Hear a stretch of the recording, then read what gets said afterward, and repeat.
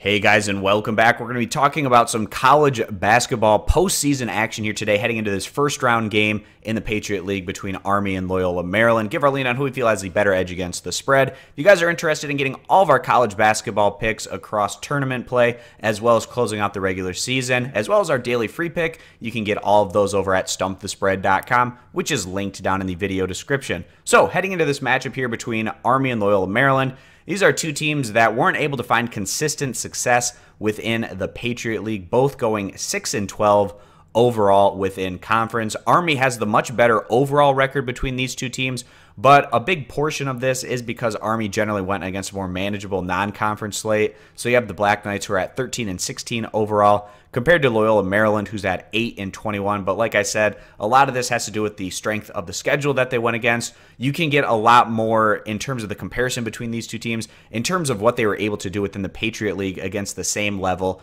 of competition. And with that being the case, both Army and Loyola, Maryland had very similar results going 6-12 within conference. These two teams went against each other twice during the regular season. Those, of course, are going to be the most important results in terms of getting kind of a consensus on who we feel has the better value coming into this matchup. First off, Army got the first game at home. It was their first conference game. They went on to beat Loyola, Maryland by a final of 86-75, so picking up an 11-point win right around 2 months ago, which is when that contest took place. More recently, about a month ago, Loyola, Maryland in the rematch on their home court, they were able to get the job done themselves, as they also went on to pick up the win by 11 points, taking down Army by a final of 79-68. So you have very similar results in terms of what both of these teams were able to do on their respective home courts against their opposition.